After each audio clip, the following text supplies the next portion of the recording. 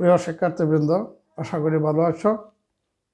আজকে আবার এসেছি নতুন আরেকটি বিষয় নিয়ে। সেই বিষয়টা হচ্ছে তোমাদের ইতিমধ্যে টেস্ট পরীক্ষা তোমাদের শেষ হয়েছে। টেস্ট পরীক্ষা শেষ হওয়ার পাশাপাশি আবার তোমাদের ফর্ম ফিল আপের কার্যক্রম চলছে। তোমরা যারা এসএসসি পরীক্ষার্থী, অনেকে হয়তো ইতিমধ্যে ভালো কিছু প্রিপারেশন নেওয়ার একটা পরিকল্পনা করেছ, আর যারা নতুন নতুন ভালোভাবে ভালো কিছু করার জন্য, ভালো ফলাফল করার জন্য চিন্তা ভাবনা করছো, তাদের উদ্দেশ্যে আজকে এই ভিডিওগুলো করা। এবং যারা আমাদের দুর্বল স্টুডেন্ট আছো, ইংরেজিতে কম দক্ষতা তোমাদের, তারা নিয়মিতভাবে এই ক্লাসগুলো দেখলে একটা ভালো ফলাফল তোমরা অর্জন করতে পারবে। তো মোট বিষয় হচ্ছে, এটা আমরা লিখেছি এসএসসি সাজেশন 2025। তোমরা যারা পরীক্ষার্থী এসএসসির 2025 সালে, তাদের জন্য বিগত বছরের প্রশ্নগুলো থেকে যে ধরনের প্রশ্ন আসে, এই বিষয়গুলো নিয়ে আমরা বিস্তারিত এই ভিডিওগুলোতে আলোচনা করব এবং তোমরা ক্লাসটা মনোযোগ সহকারে দেখবে। আজকে যে বিষয়টা নিয়ে আলোচনা করব, সেটা মূল বিষয়টা হচ্ছে ট্রান্সফরমেশন অফ সেন্টেন্স। তা ট্রান্সফরমেশন অফ সেন্টেন্স পরীক্ষার প্রশ্ন নম্বর 6 বা 7। তো এই ক্ষেত্রে তোমাকে 10টি প্রশ্নের মোকাবেলা করতে হবে। 10টি প্রশ্নের আনসার করে তুমি 10 নম্বর পাবে। 10টি প্রশ্নের যখন আনসার তুমি করবে এবং 10 নম্বর পাবে, এখানে কিন্তু তোমার 10টা ক্যাটাগরিতে প্রশ্ন থাকবে। তার মাঝে তোমার থাকবে অ্যাসার্টিভ থেকে এক্সক্লেমেটরি পর্যন্ত পারস্পরিক রূপান্তর, পজিটিভ কম্পারেটিভ সুপারলেটিভ পারস্পরিক রূপান্তর, সিম্পল কমপ্লেক্স কম্পাউন্ড পারস্পরিক রূপান্তর, অ্যাক্টিভ প্যাসিভ পারস্পরিক রূপান্তর। তো এটা হচ্ছে তোমার একটা বোর্ডের প্রশ্ন। এটা 2025 সালে ঢাকা বোর্ডের একটা প্রশ্ন নিয়ে আজকে আমি তোমাদের সাথে আলোচনা করব। তো দেখো, এখানে প্রথম যে বাক্যটা আছে, এখানে লেখা আছে Bangladesh is low lying country. এটা হচ্ছে প্রশ্ন। প্রশ্ন দেওয়ার পরে পাশে লেখা থাকবে নেগেটিভ, অ্যাফার্মেটিভ, অ্যাসার্টিভ। তোমাকে যা করতে হবে, এখানে যা আসে সেটা তোমাকে করতে হবে, ঠিক আছে। 2 নম্বর আছে it is a very disasters prone country. এটা করতে হবে তোমাকে exclamatory. Every year natural disaster visited us. এটা তোমাকে প্যাসিভ করতে হবে। Flood is one of the most dangerous natural disasters. এটাকে কম্পারেটিভ করতে হবে। Crops are damage seriously by this flood. এটাকে তোমার অ্যাক্টিভ করতে হবে। The recent flood is very devastating. এটা এক্সক্লেমেটরি করতে হবে। Every one knows the consequence of tsunami. এটাকে তোমার প্যাসিভ করতে হবে। Beside Bangladesh is in the active earthquake zone. We should save Dhaka for save life. এটাকে ইম্পারেটিভ করতে হবে, এটা নেগেটিভ করতে হবে। এখন দেখো, কথা ছিল একটা একটা করে থাকবে, কিন্তু আমরা এখানে দেখেছি একটা নেগেটিভ আসে, তারপরে এখানে আর একটা নেগেটিভ আছে। তো এখানে এই প্রশ্নটার ভিতরে নেগেটিভ প্রশ্ন তোমাকে দেওয়া হয়েছে 2টা। এটা যেহেতু 22 সালের প্রশ্ন, আর 22 সালের পরীক্ষা করোনাকালীন পরীক্ষায় ছিল, অনেকগুলো গ্রামার সেখান থেকে বাতিল করা হয়েছিল, বিশেষ করে সিম্পল কমপ্লেক্স কম্পাউন্ডের বিষয়টা। আর বাকি অংশগুলো ছিল, সেই জন্য 10টা করতে গিয়ে তারা একটাকে ডবল করেছে। তো এখন দেখো, Bangladesh is low lying country. এর পূর্বে আমরা যেহেতু রুলসগুলো পড়েছি, তো রুলস থেকে সাধারণতই কমন পড়ে। আর রুলস বহির্ভূত যদি হয়, সরাসরি রুলসের ভিতরে না পড়ে, তখন তোমাকে যে কাজটা করতে হবে, সেটা কিন্তু আমি আগে বলেছি যে মূল শব্দটার বিপরীত শব্দ ব্যবহার করতে হবে। মূল শব্দটার বিপরীত শব্দ ব্যবহার করতে হবে এবং অক্সিলিয়ারি ভার্বের পরে নট যোগ করতে হয়। তাহলে Bangladesh is a low lying কান্ট্রিটা নেগেটিভ করলে হবে Bangladesh is not a country of highland. Bangladesh is not a country of highland. এই হাইল্যান্ড শব্দটা হচ্ছে ল ল্যান্ড এর বিপরীত শব্দ। আর যেহেতু এখানে এটি অ্যাফার্মেটিভ অবস্থায় ছিল, এখানে আমরা এটাকে নেগেটিভ করে দিয়েছি। Number 2, it is a very disaster prawn country. এটাকে বলা হয়েছে তুমি এটাকে এক্সক্লেমেটরি করবে। তাহলে আমরা নিয়মটা কি জানি, যে ইট is a very disaster prawn country, যদি এখানে আমার আর্টিকেল থাকে, তাহলে আর্টিকেল যদি থাকে, ভেরি যদি থাকে, ভেরি থাকলে আমরা যেখানে ভেরি আসে, যখনই আমরা কোনো সেন্টেন্সকে, অ্যাসার্টিভ সেন্টেন্সকে আমরা এক্সক্লেমেটরিতে রূপান্তরিত করব, এক্ষেত্রে যদি ভেরি থাকে, তাহলে ভেরি থাকলে আমরা হোয়াট দ্বারা শুরু করব। আর অন্য সকল ক্ষেত্রে তুমি হাউ দ্বারা শুরু করবে। এখানে যে আর্টিকেলটা ছিল, এই আর্টিকেলটা আমরা এখানে বসাবো। What a disaster prawn country it is. তাহলে কি হইল, সাবজেক্টের পরে সবসময় অক্সিলিয়ারি ভার্বটা চলে যাবে। এটা কিন্তু তোমার মনে রাখতে হবে। নাম্বার 2, অবশ্যই তোমাকে এক্সক্লেমেটরি চিহ্ন দিতে হবে, না হলে পরীক্ষক সেটা কেটে দেবেন।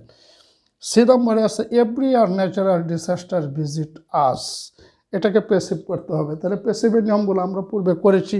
অ্যাক্টিভ ভয়েসের অবজেক্ট, প্যাসিভ ভয়েসের সাবজেক্ট হবে, আবার সাবজেক্টটা গিয়ে সেখানে অবজেক্ট হয়ে যাবে।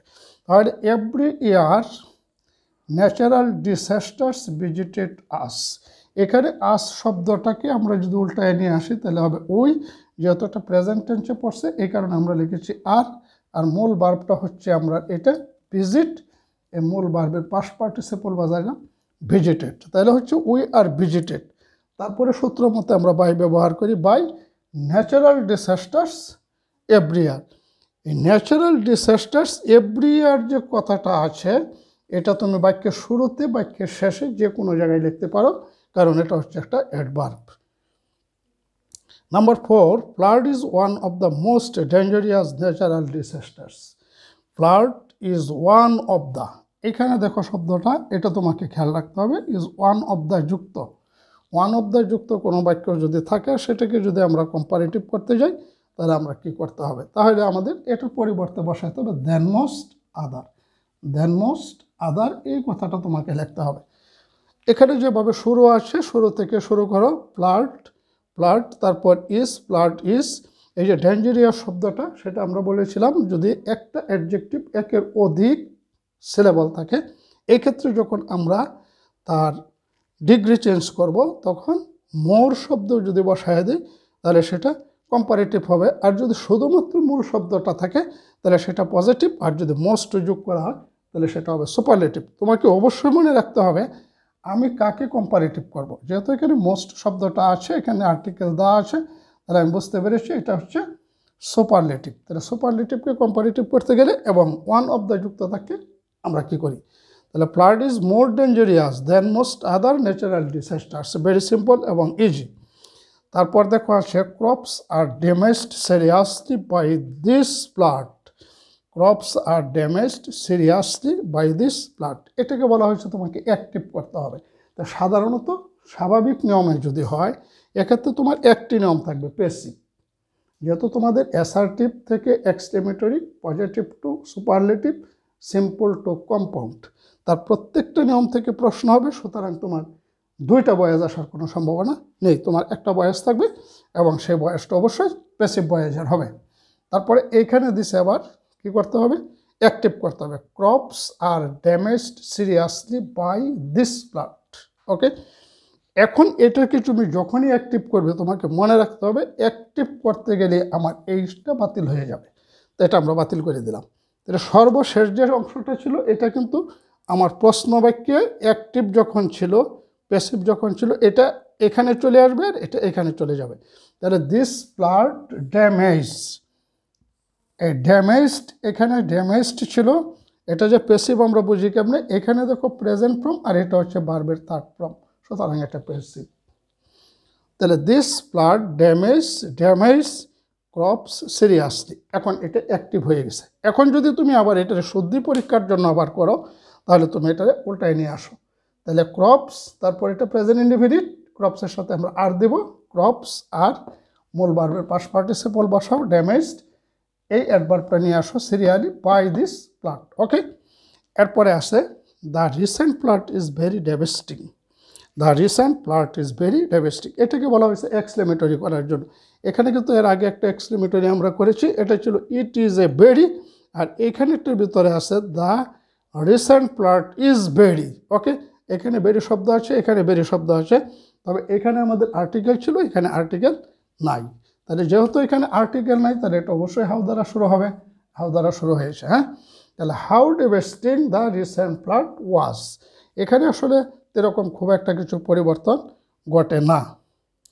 Everyone knows the consequence of tsunami, এটাকে তোমার প্যাসিভ করতে বলা হয়েছে। তাই এখানে একটা ভয়েস ছিল, এখানে একটা ভয়েস, এখানে আরেকটা ভয়েস ছিল, যেহেতু একটা পুরো আইটেমই ওই বছর বাতিল ছিল এই কারণে এই অংশগুলোর থেকে একটু বেশি দেওয়া হয়েছে। তাহলে everyone knows the consequence of tsunami, এটা যদি প্যাসিভ করি তাহলে আমরা জানি কি করতে হবে, অবজেক্টটা সাবজেক্ট হবে the consequence of tsunami, the consequence of tsunami, এটা হচ্ছে অবজেক্ট, এটা হচ্ছে আমাদের ভার্ব, আর এটার আমরা ধরলাম আপাত দৃষ্টিতে সাবজেক্ট। তাহলে অবজেক্টটা কী হয়ে যাবে, সাবজেক্ট হয়ে যাবে, যেহেতু প্রেজেন্ট টেন্সে পড়েছে যেখানে নোজ আছে, সুতরাং আমরা ইজ বসাইলাম। আর নো হচ্ছে মূল ভার্ব, তার পাস্ট পার্টিসিপল হচ্ছে নোন, টু যুগে এভরিওয়ান। তার আনসারটা হচ্ছে the consequence of tsunami is known to everyone. তুমি কিন্তু আবার এরকম কিছু মনে করবে না যখনই প্যাসিভ ভয়েস হবে যে বারবারই বাই বসবে, এরকম না। এটা আমরা পূর্বে রুলসগুলোতে বলেছি, বাই বসে, টু বসে, ফর বসে ইত্যাদি। এরপর দেখো তুমি 8 number, besides Bangladesh is in the active earthquake zone. Earthquake মানে হচ্ছে ভূমিকম্প, এটাকে তোমাকে আবার নেগেটিভ করতে বলা হয়েছে। তাহলে এটা আমরা যদি নেগেটিভ করি তাহলে আমরা এখানে আনসারটা লিখেছি besides Bangladesh is not outside the active earthquake. এখানে ছিল ইন দ্য, আর এখানে আমরা ইনের বিপরীতে এখানে আমরা আউটসাইড বসাই দিয়েছি, বাস এটা হয়ে গেল নেগেটিভ। তারপর আছে we should save Dhaka for save life, এটাকে ইম্পারেটিভ করতে হবে। তাহলে ইম্পারেটিভ করার জন্য আমরা যে কাজটা করি, আমরা জানি ইম্পারেটিভ গঠন কীভাবে হয়। নাম্বার 1 ইম্পারেটিভ হবে লেটস দ্বারা, নাম্বার 2 ইম্পারেটিভে মূল ভার্ব দ্বারা শুরু হয়, ইম্পারেটিভ ডো নট দ্বারা শুরু হয়, ইম্পারেটিভে সাবজেক্ট সেকেন্ড পারসন সাইলেন্ট থাকে। তাহলে এটা আমরা লেটস দ্বারা শুরু করেছি, let's save Dhaka for save life, let's save Dhaka for save life. আশা করি বুঝতে পেরেছ। পরবর্তী ক্লাসে আবারও সাক্ষাৎ হবে। চ্যানেলটিকে সাবস্ক্রাইব করবে। এ পর্যন্ত ভালো থাকো।